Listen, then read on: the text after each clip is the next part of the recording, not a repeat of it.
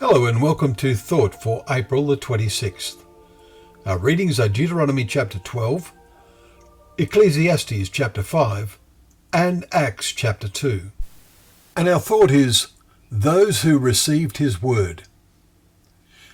Our chapter in Acts chapter 2 contains the dramatic message of the Apostle Peter on the day of Pentecost.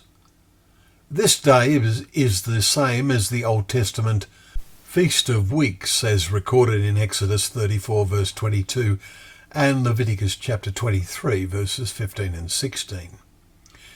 Pentecost is the Greek word for 50th. It occurred 50 days or 7 weeks after the Passover. It was at the start of harvesting.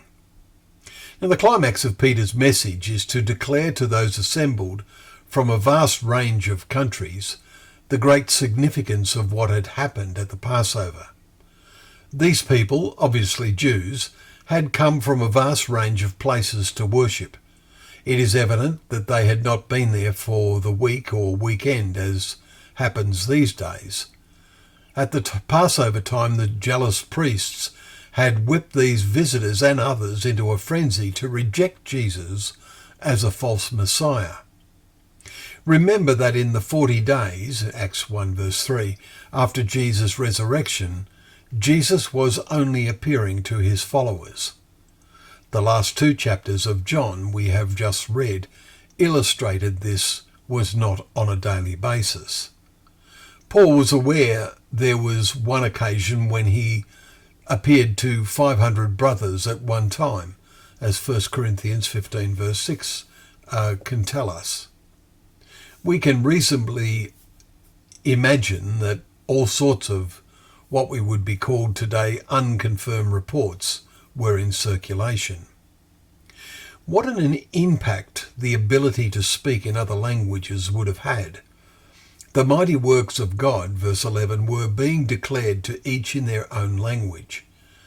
Peter brings his speech to a climax declaring, "Let all the house of Israel therefore know for certain that God has made him both Lord and Christ, this Jesus whom you crucified." Verse 36. And we read a great many of the hearers were cut to heart. Verse 37.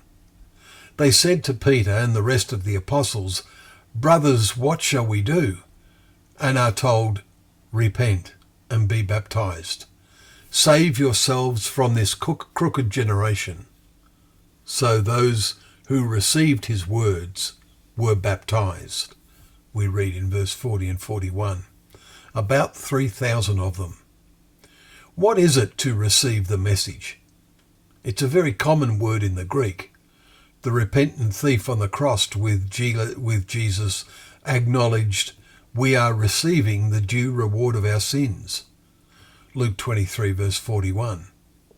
The Greek word is often translated as accept.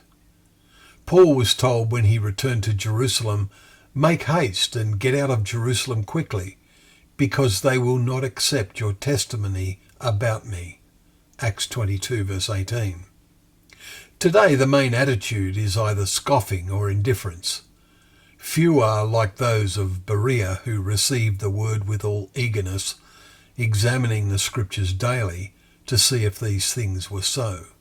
Acts 17 verse 11. How have you received God's word? What effect is it having in your life?